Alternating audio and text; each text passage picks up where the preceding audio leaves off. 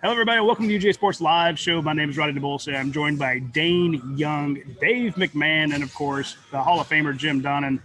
Our recruiting expert, Jake Roos, is, he's gone. He's sick.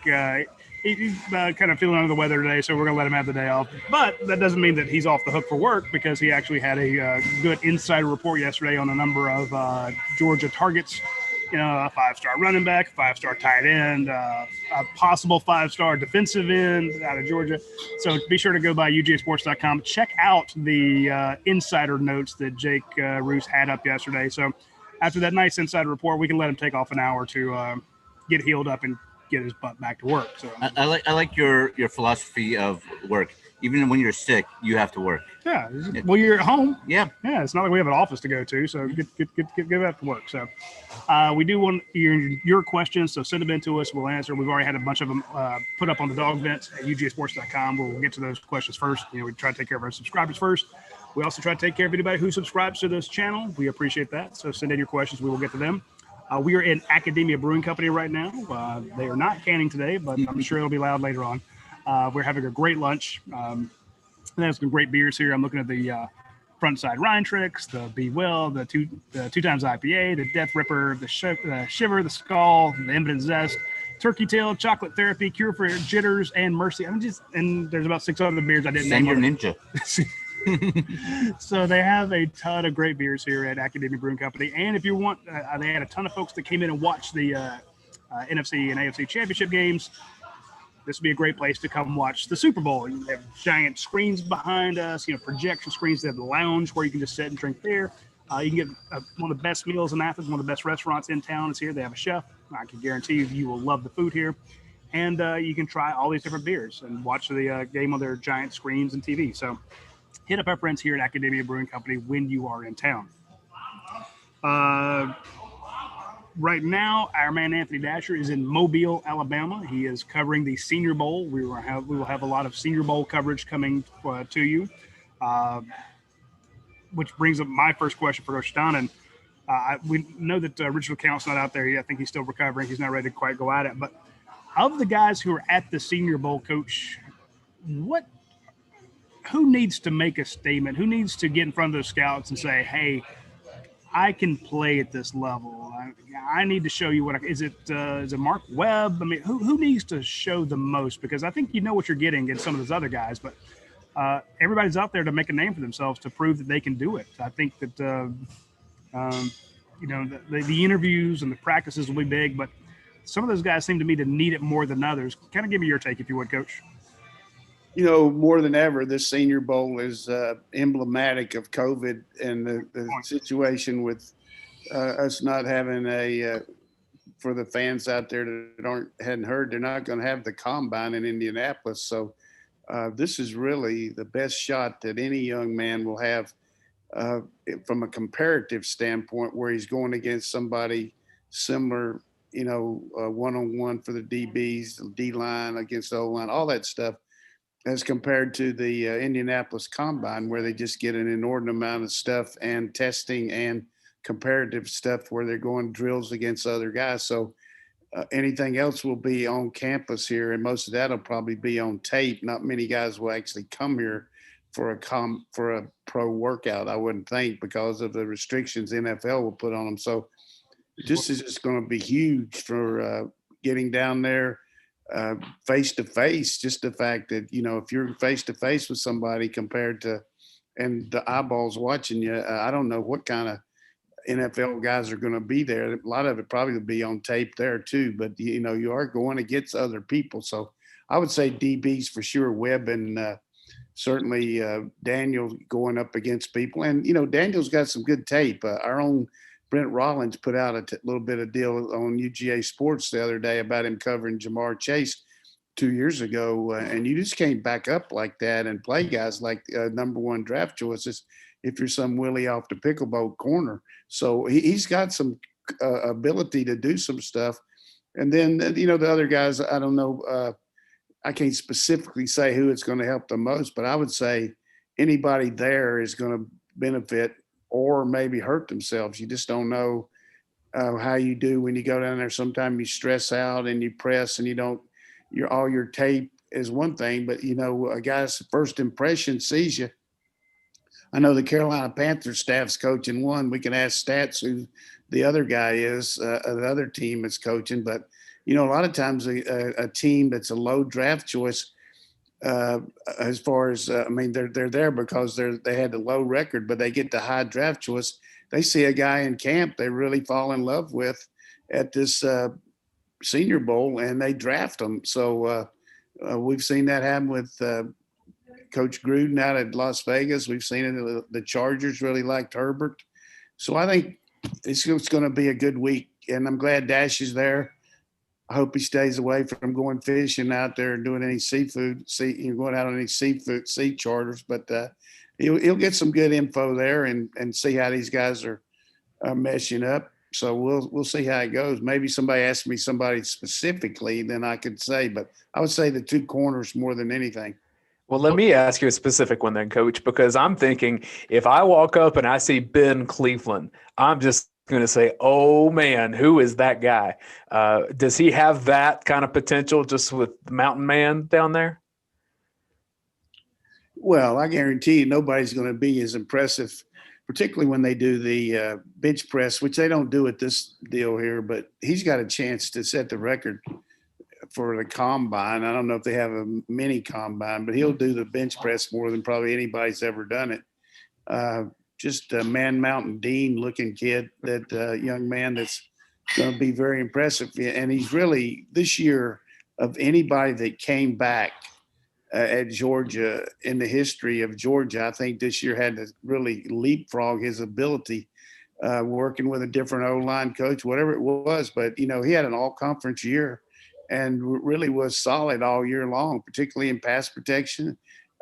What you're looking for in NFL right now with all these RPOs, with all these plays where you don't have to pass protect nearly as long, you need a guy that can move somebody. I mean, you're going against a big old guy on the other side of the line, and you got to get at least a tie or get some movement because all these good backs just look for a little edge there. And if you can get 5 or 6 yards running the ball in the pros, that's awesome.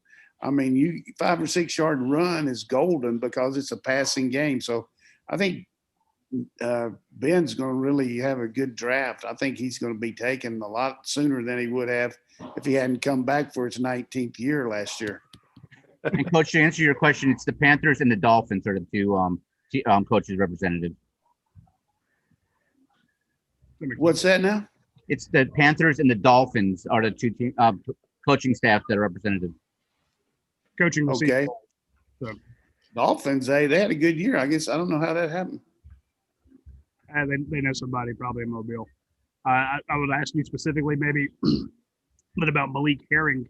When we look at him, we've seen how well he's graded out, how important he's been to Georgia's defensive schemes. But I don't think that Malik Herring has that name recognition throughout the rest of, the draft boards and the scouting stock. You don't hear a lot of buzz about Malik Herring, but I'm like, this is a guy who just produced. I mean,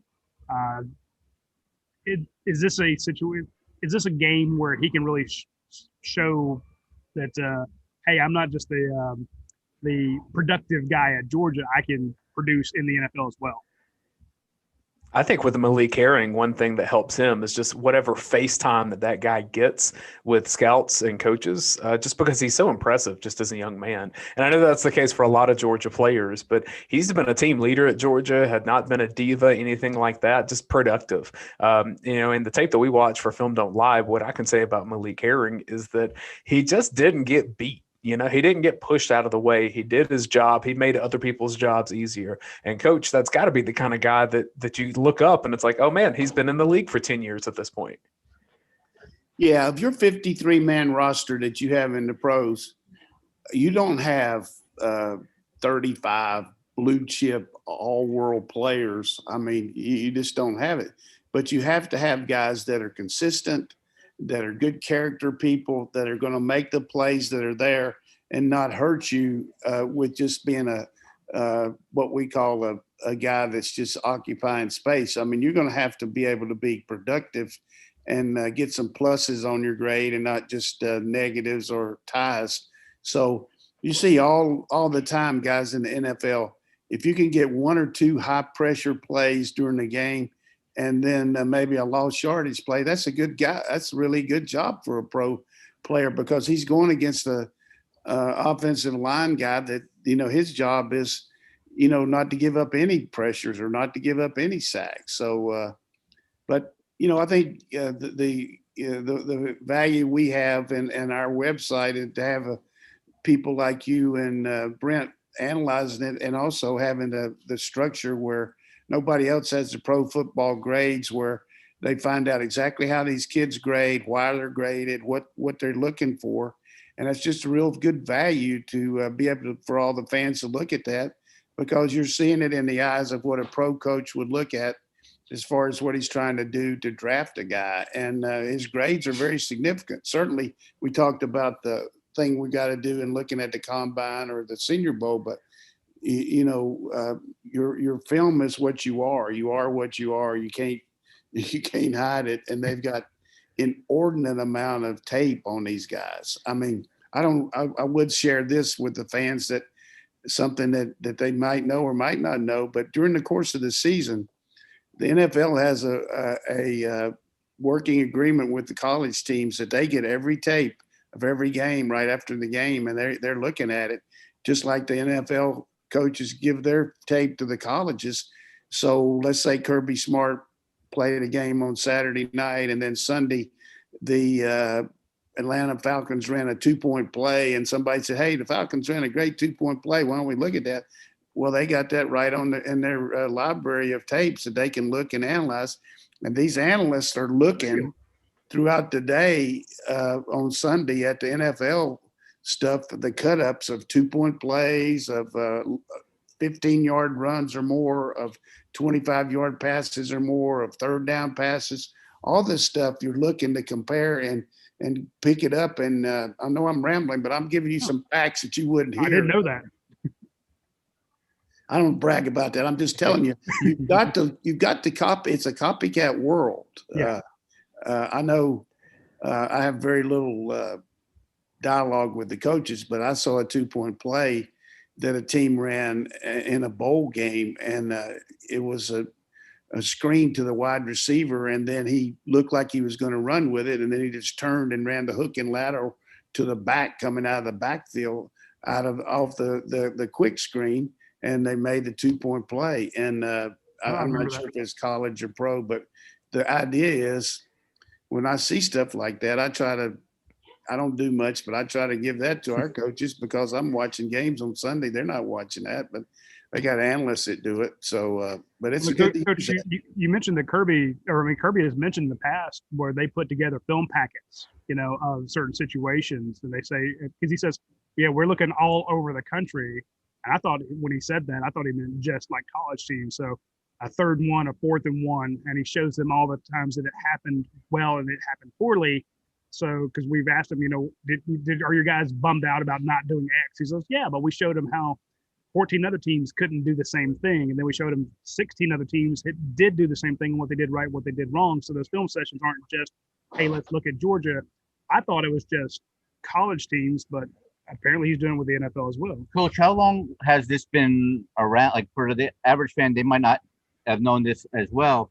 How long has this been around? I mean, was it around in your time that they were sending some kind of, obviously not as much technology? Back when I was coaching, it was just a deal where they would request the tape or and we would send it to them. We didn't have access to it. Dan Reeves would let us go over to Atlanta anytime we wanted to, over to Flowery Branch, and watch their stuff, but that was mostly in the off season, not during the year. But now, with the ability of the internet and the it used to be, it was cloak and dagger exchanging film. The guy said, well, I lost the film, we sent it, and you get it a day late. But now it's not that. You got our film guy will send our stuff immediately to the other people. And within the SEC, any coach in the SEC can watch any other team's tape anytime. They don't watch the practice tape, of course, but they got it right on their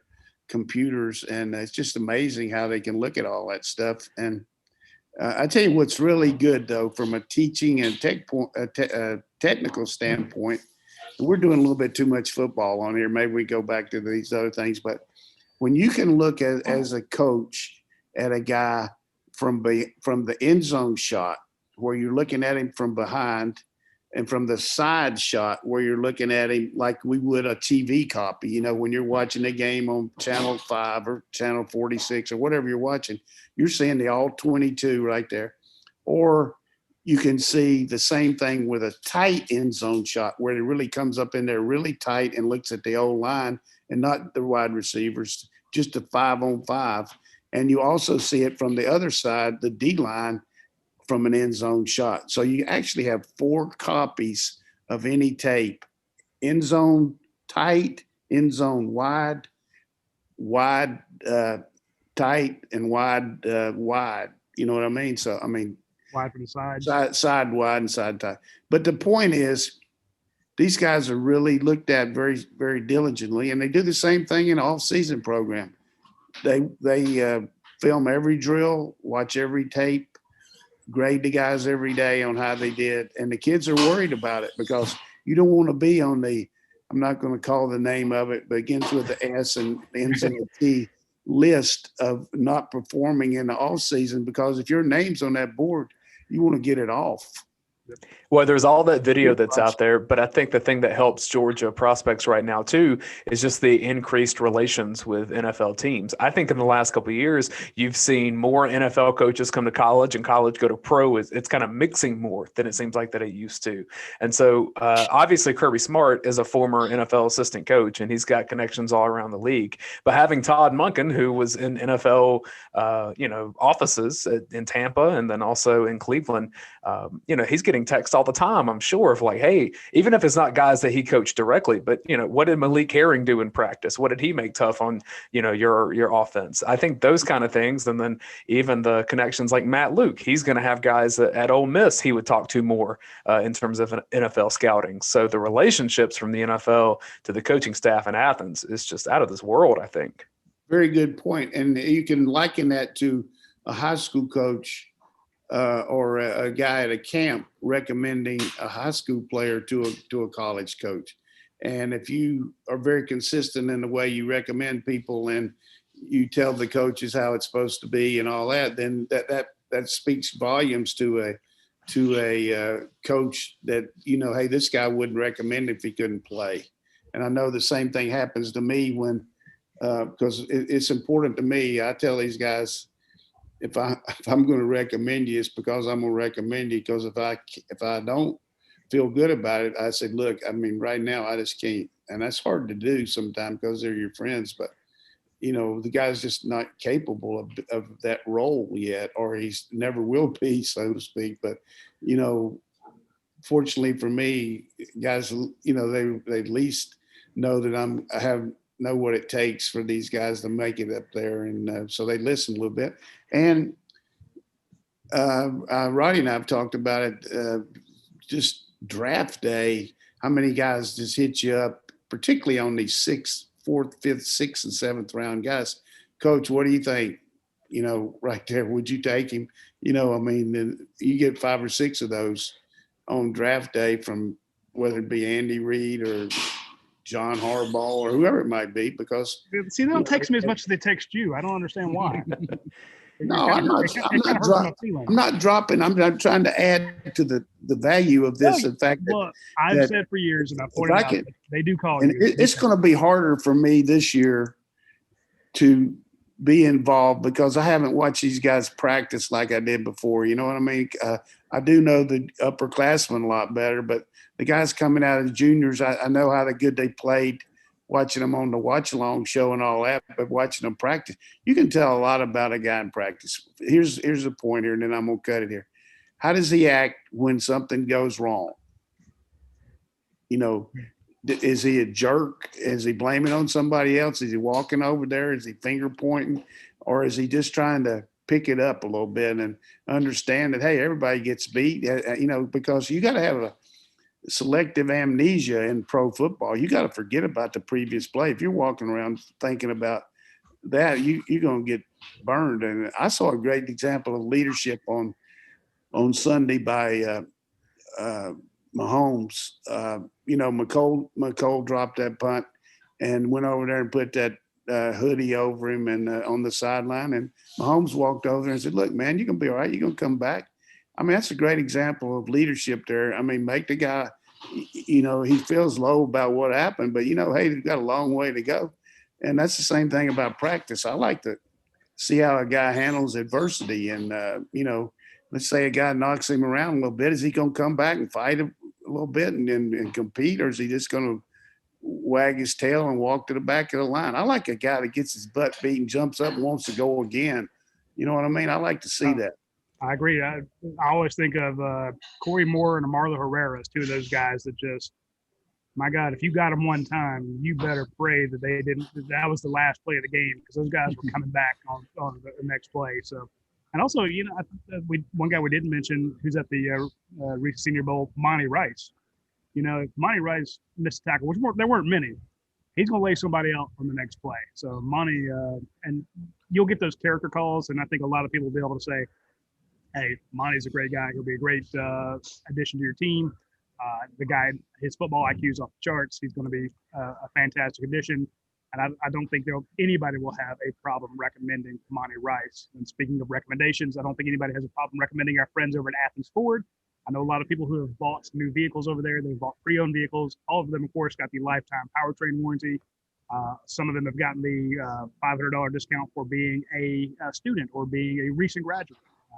Don't know anybody that's taken advantage of the military discount, but I know they do offer it.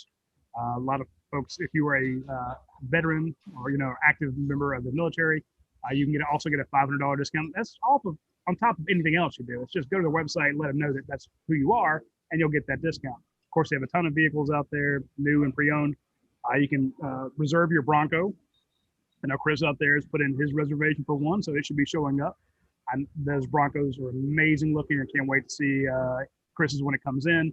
We'll probably have to do a show from inside it, and sit in the front seat. I'll be happy to go there. Just saying. It's for the show, Chris. So point being, you can get a Bronco out there. Of course, you can get the new Ford F-150s, 250s. They have deals on all those.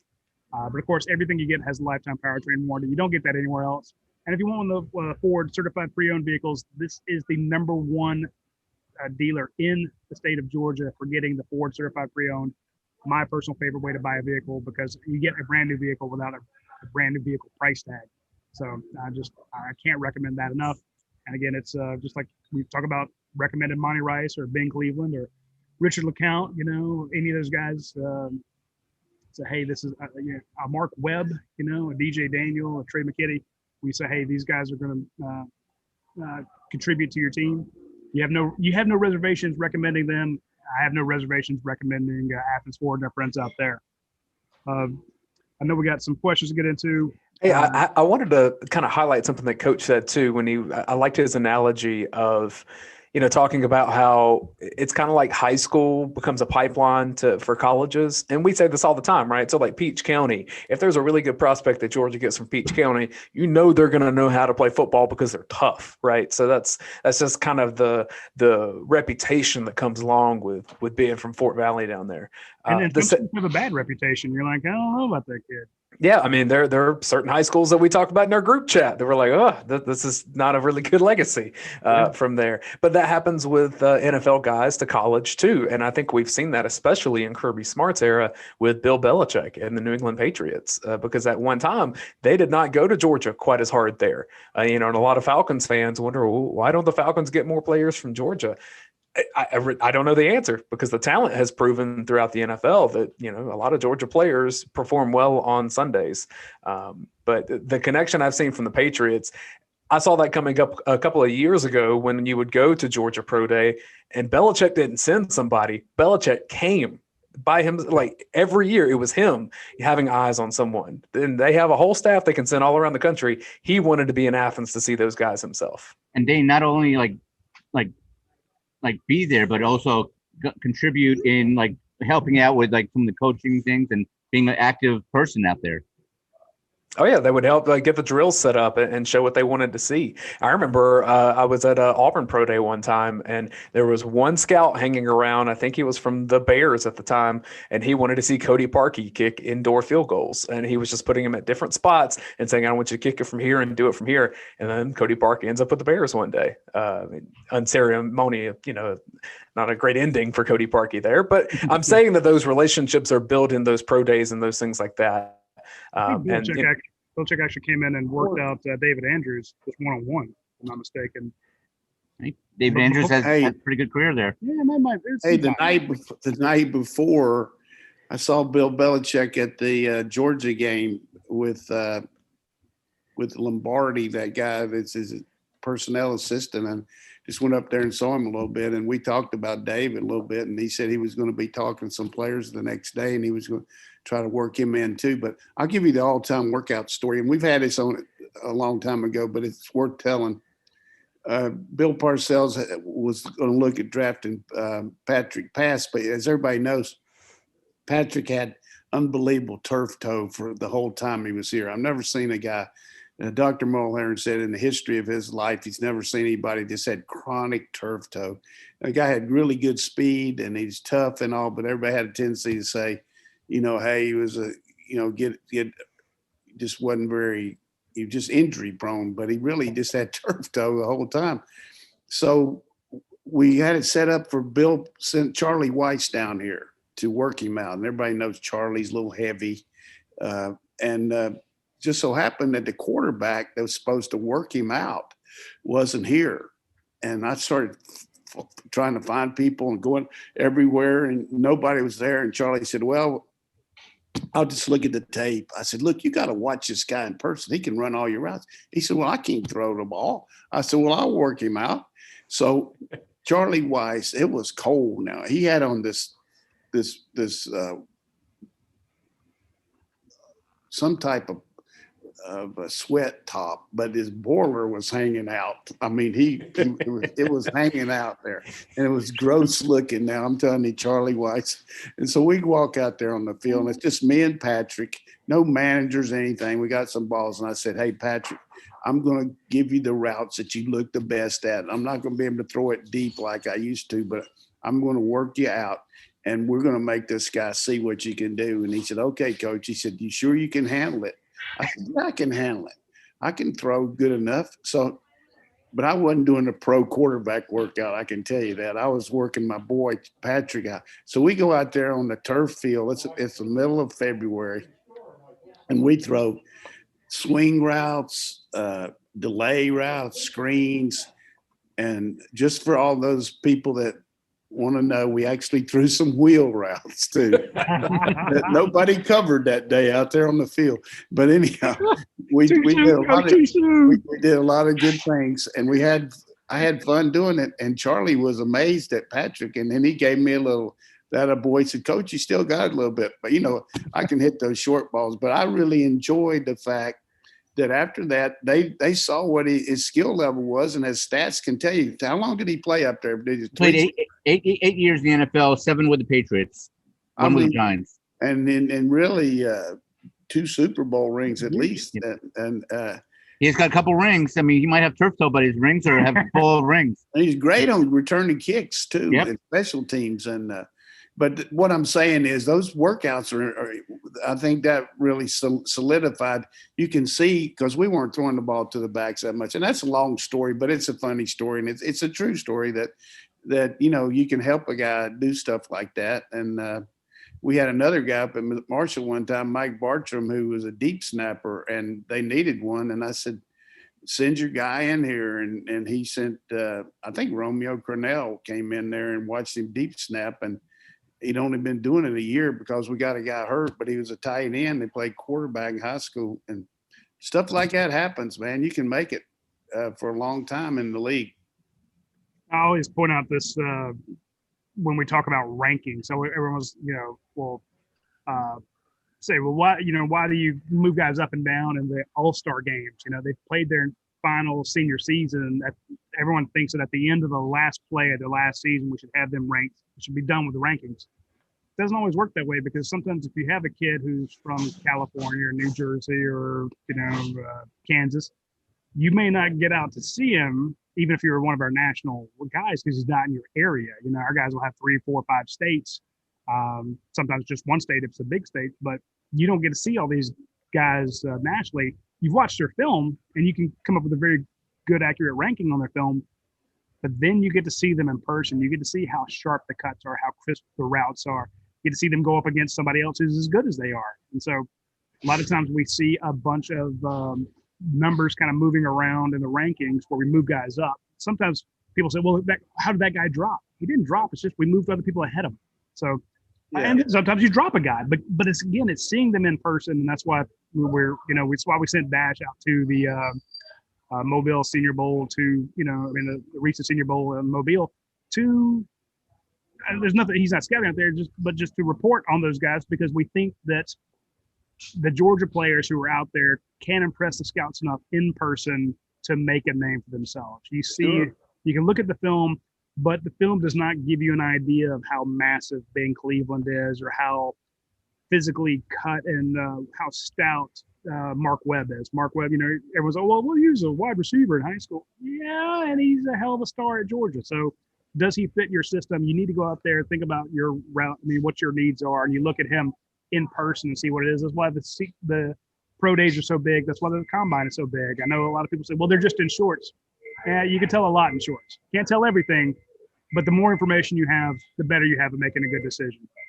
And the time frame for the fans out there is such that you have your area scout, like, because of, some guy will have a certain 5 or 6 areas, and you have those all around the country. And then you have your personnel department that gets these reports in from all the scouts, and then they'll send out the position coaches to actually go on campus and work these guys out and see how they rate. You know what I mean? So every O-line coach, you can go to different schools but I don't know how they're going to do this now with the COVID. I think they'll probably just do it with Kirby will have a pro day and take the film of it and probably send it to all the teams. That's probably only way you can do it. But it is a microscopic check on all these guys. I mean, hand size, X-rays, everything about them, because it's just like hiring somebody. You're going to vet somebody if you're going to invest that much money in giving somebody a new job. It's the same way with a pro team, and your job depends on it. I mean, you look at the turnover in the NFL this year, 7 or 8 new coaches right now. So all of those teams are going to be really having a new situation. How do you mesh with the general manager? Who's making the final call on the draft? Every team in, like Jerry Jones, he makes all the calls. Jerry and his son. You just got to figure it out, what the chain of command is with this new guy at Atlanta. How's he going to work Smith with Fontenot? How's that going to be? And it's all communication. And one of the big pieces to fall, we learned in the last few days, is going to be where Matthew Stafford ends up, because his time with the Detroit Lions is over, and he's got a lot of good football left in him. So he will be a starter for somebody. Here's the point, and that's a very good point. There's going to be some really good quarterbacks out there that are in the so-called transfer portal for pros, including maybe Aaron Rodgers, because what you got to look at, though, is if you're going to take this guy, are you ready to take his $30 million contract on can you do it? And, of course, most teams would take him no matter what. Same thing with Stafford. But you got to look at the other players on your team as, well, hey, we got to take Matthew Stafford. But maybe you can't because of the situation with your cap space. You only got so much money. And that's one thing that's going to help Urban Meyer going into Florida to Jacksonville. They got so much cap space that they can use for these down the line players to give your overall squad. And then, of course, they're going to get the number 1 draft choice, probably Trevor Lawrence. So he's coming into a good situation there. The team was in the playoffs 2 years ago.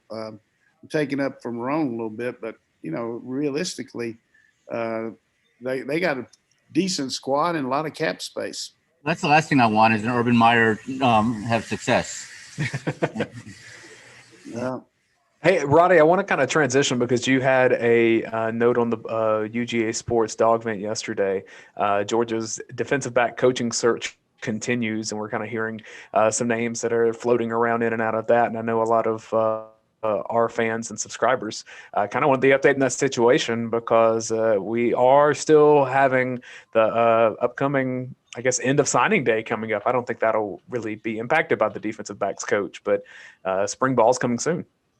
Yeah, before we get into that, Kirby Smart has a choice to make, and when we talk about choices, I always tell our friends when you are going out to get pizza, swing out by our friends at Your Pie Pizza. That's and a lot of people at Your Pie, they still think to this day that it's a dessert company, and they get cheesecakes. No, Your Pie is like your pizza pie. Think about it as a pizza, and they have a lot of healthy choices out there. You can get the vegan, you can get vegetarian, you get keto if you're doing the keto thing. If you're allergic to gluten, you can get gluten-free pizza. You can get low-carb, low-cal. You can get plant-based. My wife's got into the plant-based stuff a lot. There's a lot of fake meats in our refrigerator now. Now she can get the plant-based meats on her pizza. Not my thing, but I respect it because I like living with her and don't like sleeping in the car. But my point is, if you have a dietary preference and you have thought that maybe I can't have pizza, that is not true.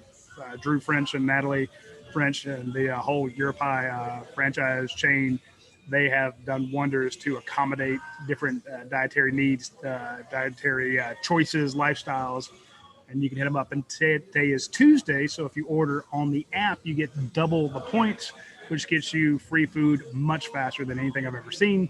So that's why I mentioned that. If you're trying to make a good choice, choose to go to Your Pie. Kirby Smart's got some choices to make when it comes to getting a new coach in the secondary there. We put out, I think, the first day that when the news was breaking that Charlton Warren, who has now been announced as the defensive coordinator at the University of Indiana, he is now the guy there. Congratulations to Charlton Warren for stepping up and getting a promotion there. Kirby Smart's coaching tree looking pretty good. And actually, he's going to coach the linebackers instead of secondary. What? That I did not realize. Oh, wow. So that's awesome for him. But, with Mel Tucker moving up and guys, we see a lot of players who are moving. It's going to be a lot of coaches who are moving up, and the Kirby Smart's going to have to do the same thing Nick Saban does. He's going to have to fend off, or not really fend off, but he's going to have to deal with the fact that other programs, and as Dane pointed out, NFL teams as well, other teams, other programs are going to come for his coaches. They've done that with Nick Saban for years. They're going to come after Kirby Smart's coaches. So each year we're going to have to deal with this. And right now, Georgia's looking to replace one coach in Charlton Warren, and they got to come up with a few guys in the secondary. And again, secondary is like Georgia's biggest question mark right now. So getting that guy in will be big. We did break the news the other day that Georgia was looking at a gentleman by the name of T.J. Rushing of Texas A&M. Does not look like I don't think it's going to go forward with him. Don't know, but we know that Georgia was interested. But another name that we broke yesterday that's kind of interesting is Jamal. I would pronounce it Jamil because I have a brother named Jamil, but I think this might be Jamal Addae, Addae. He is the cornerbacks coach at the University of West Virginia. Another guy worth keeping an eye on to see. We know he's in the process somewhere. We don't know the status and all that stuff, and we can speculate and we hear things, but we can just say, look, that's a name to look into. So there was a lot of discussions on the dog vent the last few days about these two new names that popped up. You really want to be a member of UGASports.com to get these names before they pop up anywhere else in the media. We know that other folks in the media read our stuff and then take it out from behind the paywall and put it out in the public, which is fine. But if you want it first and you want the most information, you have to be a member of UGASports.com. It's 27 cents a day. You can't beat it. And that's where you find out the accurate information, stuff like this, So don't know where it stands right now. Coach, I don't have the feeling that Kirby Smart's in a hurry here. My thought was when Charlton Warren was announced, he's going to jump on somebody, get it announced immediately, and then tell all these defensive backs who are in the portal or like Terry and Arnold, who he's recruiting, here's the new guy, let you introduce it, and try to work on that relationship with signing day just around the corner. But that does not seem to have been Kirby Smart's MO. I don't think he's in a hurry to make this coaching hire, or am I wrong? Yeah, he's always going to be very, patient about hiring the coach. And you got to understand, there's a lot of coaches that like to come here, and some of them would like to come here. And then when they get a chance to come here, the other place tries to keep them. I know you look around the country, some of these guys getting promoted. I would think maybe they might have had some initial interest by Georgia that helps them get a better job, and that's okay too. But Eddie Graham. What'd you say? No, I was just coughing. Eddie Graham. Well, Eddie Graham, that happened, but we never. I didn't say that, Coach. I just coughed. You okay? I'm okay. I'm having a sip of water.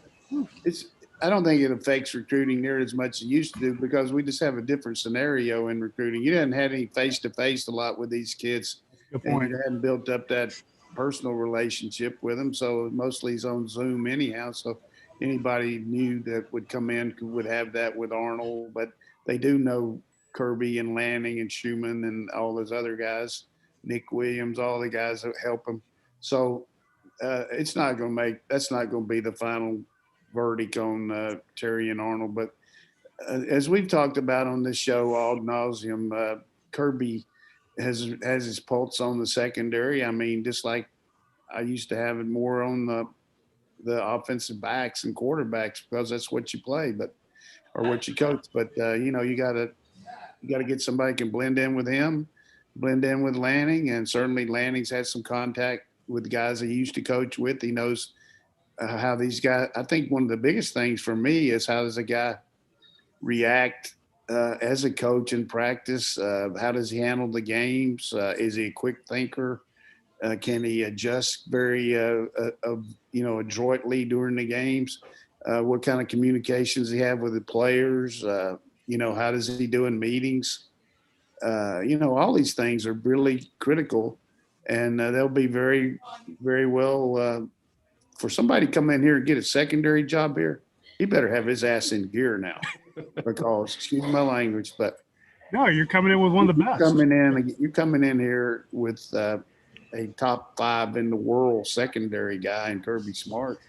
And you're not going to be able to BS your way through anything. You're going to have to come in here, and he's going to say, hey, if they come out in this and we've got this, what do you usually check to? Or how do you play the slot with your star? Or what do you do with your to disguise your coverages when they're doing this? And, just a lot of the basic stuff that I'm throwing out here for the fans. But not only that, but show me your drill. What do you do if a guy's having trouble with putting his hand placement with his thumbs together? How are you going to get him to realize he's got to get his thumbs out when the ball's low? Or what do you do on your tackling drills when the guy has a tendency to miss the inside shoulder when he's coming out inside out?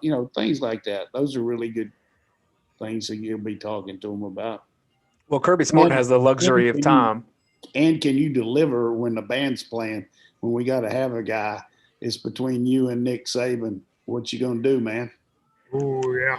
Kirby's got the luxury of time on his side because it's a position coach rather than a coordinator. You only have to look as far as what LSU just went through with its defensive coordinator search to see that it can be a little tough out there getting some of these new coaches. And, they wanted to get, was it Freeman from Cincinnati? He went to Notre Dame. They wanted to get one of the assistants from the New Orleans Saints. They denied it, which I don't think I'd ever seen before. They would not let him out of his contract. I told you the Saints are a garbage institution. And then they wound up getting an assistant from the Minnesota Vikings. So, LSU's gone through the ringer in a defensive coordinator search. So Kirby Smart, I think, is very fortunate not having to replace one of the coordinators. And it's a position coach, obviously the position that he's the specialty at. Not yet, but he's had to fend him off for Dan Lanning once, if not twice already. He's already lost his offensive coordinator and a defensive coordinator since he's gotten here too. I mean, it's well, but Roddy, as well as I do that when these names leak out, a lot of times that's agents getting money and getting contracts. Well, I agree, but I'm saying we've seen him. Jim Chaney was hired away. He let Coley go. You saw Mel Tucker get hired away. So it happens even at the coordinator spot. If you don't have coaches that other people are looking at more You than want good likely, coaches. You know, a good team. more than likely you're not winning. That's a good point. Which brings up this question for you, Coach. Which is more important, good coaches or good players? Is that a rhetorical question? It is. It is. Hey, you better get the players. I just want it on. I want it on record I because can. I swear to God, Jimmy's and Joe's. I can. Well, Nick Jones Saban. wins. Nick Saban was 52 years old before he won his first national championship. You saying he didn't win too much national titles at Michigan State? That's true. I'm just saying you got to players. It's a player. Players win games and players lose games. Coaches lose them a little bit just by some decisions, but it usually gets out there about some player. Like last week, I'm sure Green Bay told that guy, "Hey, play deep. They only got 4 seconds to go. Play deep, and they throw the ball with 4 seconds to go for a touchdown. Amazing. just kills him. I do enjoy seeing the coaching trees develop, though, because this was this morning that Sam Pittman in Arkansas hired Cody Kennedy to be his tight ends coach. Well, Cody Kennedy was one of the graduate assistants with Pittman at under Kirby Smart at Georgia, and he went off to Southern Miss for his first on the field coaching job. And here he is, second year with Pittman in the league as a head coach, and he's already bringing along these guys. No question. I think Cody went to Tulane as the O-line coach first, and then he just got the job. You're right. Yeah. I forgot Tulane. You better be ready if you're going to be on the show, Dane. We're going to No. Well, we got like Mike McDonald, who gets hired to the Baltimore Ravens. Now is working in Michigan. Guys like that. You see him move up, and I'm very excited for Mike and him bringing in Hilo, guys like that. Hilo's now at Michigan. You see those coaching trees develop, and I go with Josh Brooks, who the first time I met him was like the gopher on the Georgia football team, director of operations, 800 different titles that he had to do.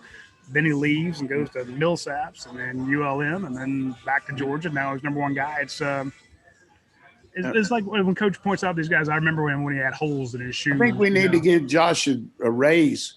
I mean, he got a $483,000 raise, and he's still the lowest paid AD in the SEC. I see where they paying that guy at Tennessee $1.8 million to be the AD.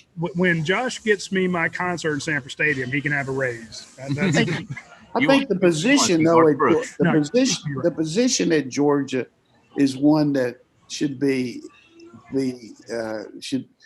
looked at as one of the elite AD jobs, and the guy's very deserving of that. And to me, he should be paid. Absolutely. You do the same thing with your coaches. You should do the same thing with your ADs. Anybody in your position, I don't care if it's Tim Clearly in ticketing. If he's the Georgia tickets are tough to come by, he needs to be paid what everybody else and what the market will bear. I've always been for that, except for the guys on my staff who don't deserve a dime of what they get. I just was bringing that out though because the guy at Tennessee is getting a $1.8 million, and certainly he's deserving, having done a good job at Central Florida, but won them a national title. I understand. Yeah, I'm just saying. And now he's going to have to go against Alabama to see what kind of national title experience he has. But the Dane's point is, lost to Alabama 13 straight years, or Florida one time out of the last 12 they beat them. So I mean, yeah, they're good. But I like Dane's point about you see these coaching trees develop, and you see these guys who are GAs, and then all of a sudden they're a position coach, and then you see them, then they're a coordinator, then they're a head coach, and that's why it's if you can get a Jamal Aday, that's a guy who he's on the right track. TJ Rushing looks to be on the right track. Look at some of the Christian Robinson. I'm trying to stay on Chris Robinson's good side so that when he's a head coach, he can hire me to be his SID. I'm just saying, you never know where these guys are going to turn out. So be nice to all of them. I can see you as an SID. Yes, sir. They make you look good. There's something you can see. Here it is. Here's just a fake call here.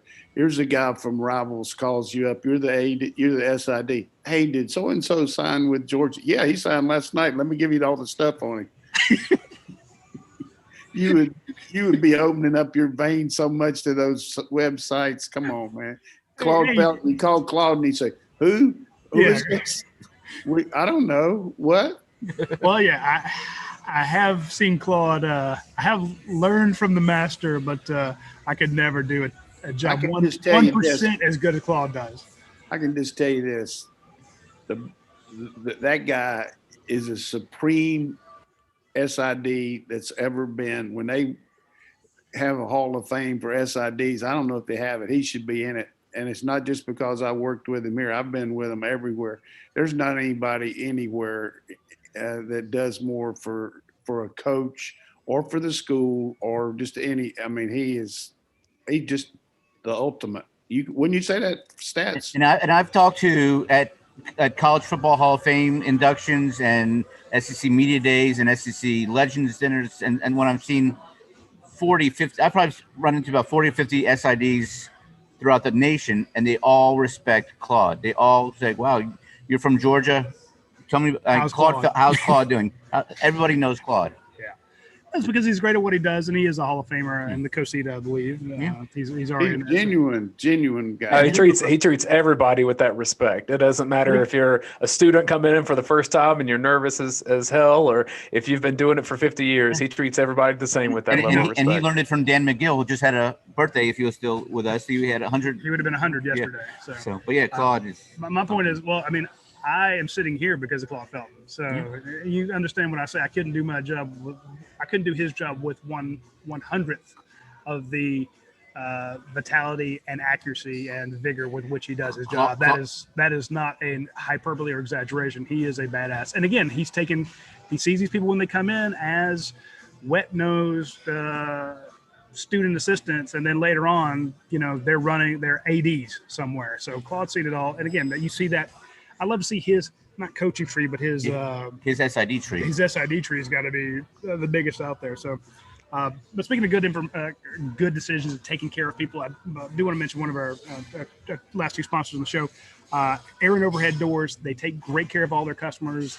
They treat you, whether you have 16 cents in your wallet to whether or not you're a king. They're going to treat you the same. They treat everybody with respect. They treat everybody with the greatest customer service that you can find.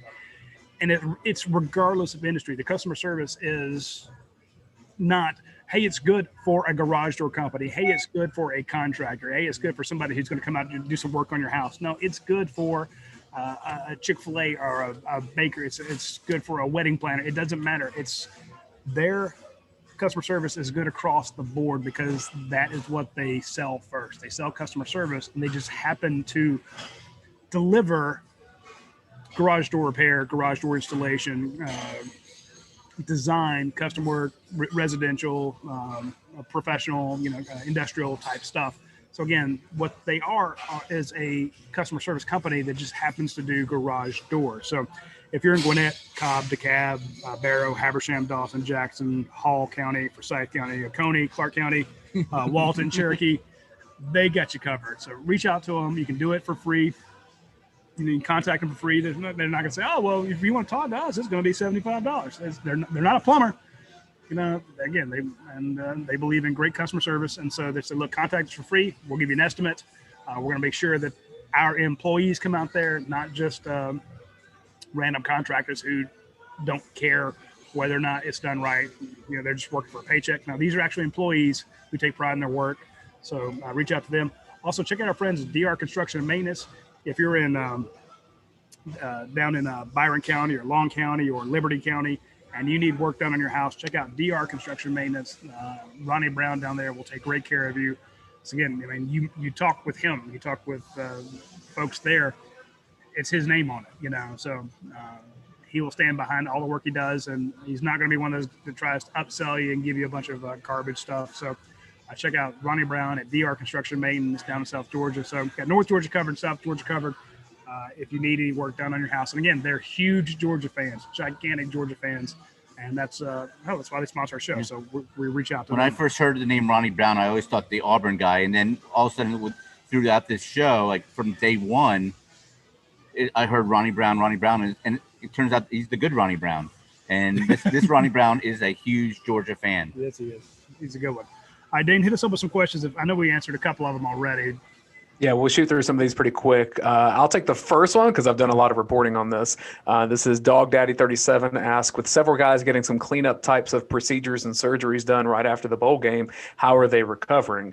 Pretty much with knee scopes, that's going to be about 2 or 3 weeks. So some of those guys that had those are pretty much recovered by this point. Stuff like the labrum tear procedure that N'Kobe Dean, a couple other guys had, that's going to be a little bit longer and impact spring practice. Coach, one for you. This is from D-Rock UGA. He wants to know about 2 of your former UGA assistants getting SEC assistant coaching jobs with Doug Marrone at Alabama and Greg Atkins at South Carolina. Yeah, Doug decided to go back into college. He's very tight with Bill O'Brien. They both coached together at Georgia Tech and had relationship in the pros, both of them being head coaches. And I think he's just tired of chasing around the pro scene there. He had really good success there early with the Jags, but the last couple of years, quarterback issues certainly hurt him, lack of consistency there. So I feel like it's going to be a good move for him. I hate it for Georgia because, he's one of the best line coaches I've ever been around, really knows the O-line, but also knows the total game. He was worked for down at for the Saints for a long time before he got the pro job at Buffalo. Greg Atkins came to me from Marshall, was youngest assistant coach in the SEC when I hired him. And, he really did a good job with our D-line. He had Ferguson and Smith and those guys, and then we moved him over to tight ends. And he's coached at Tennessee, Buffalo Bills, recently at Marshall. Recruited guys like Witherspoon, Boss Bailey, guys like that. Alex Jackson really has a good rapport with the kids. He'll be, to me, he's a strong hire for Beamer. Some of these guys I didn't know, but I guarantee you Greg Atkins would go in there, do a heck of a job for him. M. Canty, UGA, wants to know if there are any updates on defensive backs that Georgia may lure through the transfer portal. Roddy, I guess I'll toss that to you. No, see, that's why we need Jake on here. The only thing I would say, any defensive back that's in the transfer portal, George is looking at him. Yeah, not because we're going to do the proper vetting, and there's plenty of them in there. We need to get one, maybe two. I don't know which one they are. That's actually we'll have Jake when he comes back. Put out a list of the ones that are in there. The problem is when we try reaching out to some of these kids and say, hey, have these schools been in contact with you? They are very tight-lipped about who they're talking to. I don't know if that's the advice they're getting from the schools. Some of them will put out lists saying, hey, I'm in the transfer portal. Here are my top 5. So it's like they're back to being recruited again. But that top 5 probably a bunch of BS too. I know. But again, they get the edits, and they get to put out, they get the attention. And it comes to them, the attention that they needed, which is what put their ass in the transfer portal to begin with. Some of them are in bad situations and want to get out. Some of them they've had coaching changes and want to get out. So a lot of it's legitimate, but a couple of them, they got these egos blown up through the recruiting process. Then all of a sudden they weren't as good as they thought they were. Now they want to get in the transfer portal. They want to get back to that, hey, look at me type thing. So yeah, like this guy. Some of the really good ones, they don't say a damn word. You were like, and again, we've known them. We're like, look, I've known you since you were in 8th grade. I'm just talking to coaches, and again, I'm not busting on them. They don't have to tell us what's going on, but sometimes it'd be nice to know, hey, is Georgia talking to you? Is Clemson talking to you? Is Texas talking to you? And they're like, they ghost on you. So, yeah, this guy says I was a second team walk-on defensive back at Slippery Rock. I'm in the transfer portal. My top 5 are Ohio State, Clemson, Georgia, LSU. That's the way it goes, man. We've seen that. We've seen some of those. This at the Senior Bowl on these heights and weights.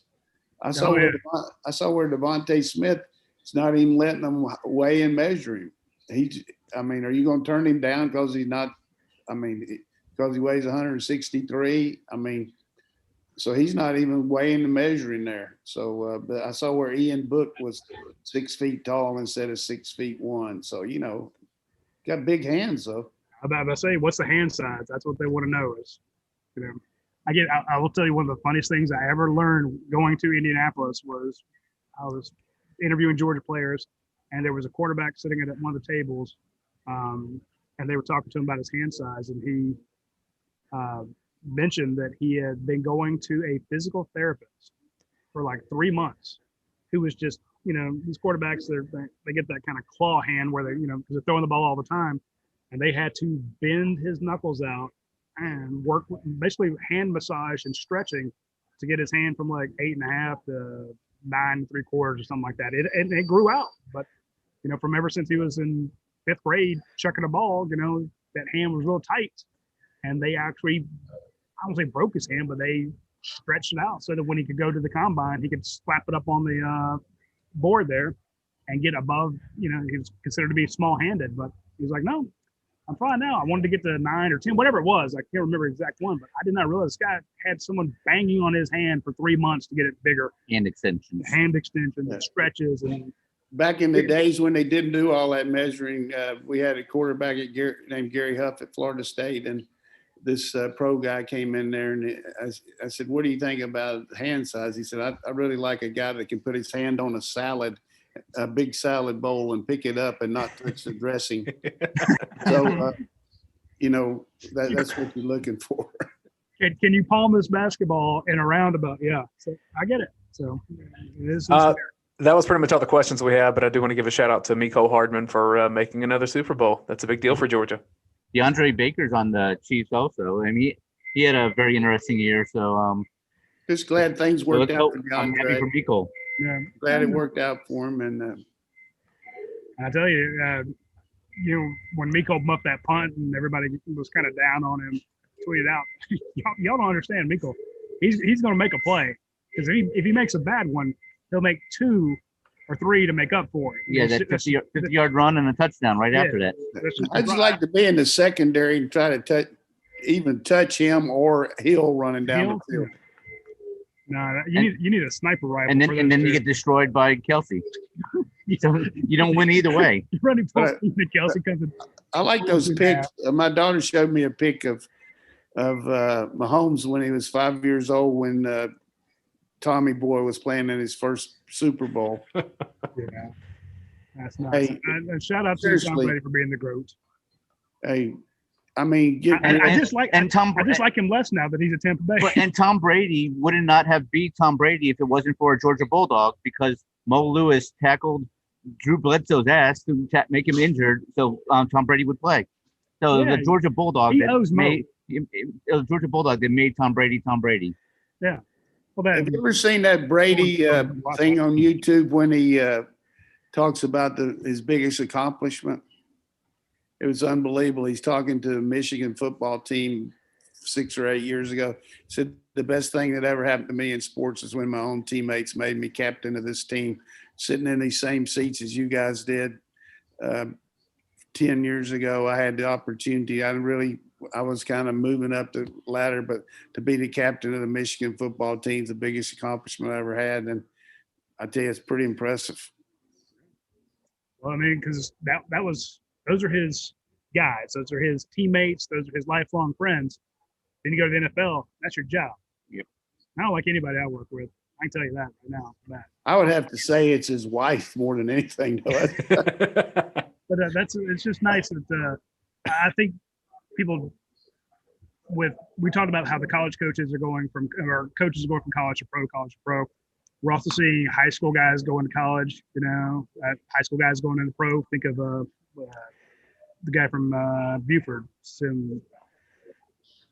I can't think of Jeff. Anyway, he's coaching in Miami now. But so you were seeing guys move around. Jeremy Pruitt starts in high school, goes to college. Del McGee's in high school. He goes to college. And now you're seeing the things go back and forth. We see that with players, but I always want to point out that the college football guys, sometimes it feels like they are just there to do their 3 years and move on to the NFL. Almost mercenary type. One quick thing about coaching. I had a kid at North Carolina that we got a couple quarterbacks hurt, so we brought in a JUCO kid from the West Coast just for a backup. His name is Clyde Christensen, and he came in there and he played a little bit, but he ended up coaching a little bit in college. But he got one of these jobs in the pros where he was a like a film analysis guy for Tampa Bay, and then he got in tight with Trent Dilfer, and he ended up coaching some with Coach. They got the Indianapolis job, and anyhow, he ended up coaching the quarterback coach for Peyton Manning, and now he's at the Tampa Bay Bucs, and he's a quarterback coach for Tom Brady. Oof. And pretty impressive for him, but come on, just get him to the game, Clyde. That's all you got to do. But it's crazy how this stuff works out. But always, for the people who sometimes think of these high school or these college players as being mercenaries or not invested in their school or in their team, and then you see guys, some opt out or some go pro a year early, and you crap on them saying that they quit on their team or they're only concerned about themselves. Look at who they hang out with the rest of their lives. Look at who they name their sons after. Look at who's the best men in their weddings. It's not always the guys they went to the NFL with. It's the guys they played college with, the guys they played high school with. You know, if you're familiar with a bunch of the Georgia players, you know that they are still tight and they hang out. When you see those Letterman Club meetings, those are lifelong friends. And so don't always think that they're just there to get their stipend, their scholarship, and then go to the NFL. A lot of them are here to play for Georgia, to play for their teammates. So I'll get off my soapbox there. It just bugs me when I see everybody talking about, oh, well, he left early. He's just not a team guy. I'm like, no, he's got to do what's good for him. But it wasn't a easy decision because a lot of times they hate leaving their buddies. And when I think about a guy like Roquan Smith, who broke down crying because he wanted to come back to Georgia but knew he needed to go, that's a guy who wanted to come back and play for his teammates. And then you look at the seniors this year that are coming back, you know, the guys who could go to the NFL, who decided to come back and play. When you see a James Cook who's coming back, or a Zamir White, those are guys that want to come back and be with their teammates, and they want to, you know, have fun, and because you only get so many shots at it. So very excited about spring practice coming up. Very excited about these seniors coming back, and very hopeful that the guys in Mobile make a strong name for themselves in the Senior Bowl. They've given Georgia their all, and you hope that they are now rewarded with a nice spot in the draft. Want to get on the show? You want to get on the show? Anyway, we're going to take off, folks. Tune in next Tuesday. We will be talking more coaching search. We'll be talking more. I just want to say one thing to our man, Jake Roos. You can't make the club in the tub. We'll have Jake back and he'll ask you questions about the DB guys. I guarantee it. So hope he feels better. Shout out, as you say. Hope he feels better, but can't make the club in the tub. Or because I mean, yeah, I have like 6 people who could replace him, but I don't want to have to do that because it's paperwork and I hate paperwork. So anyway, we love you, Jake. I hope you feel better soon. Get back on your feet and be ready for next week's show Tuesday.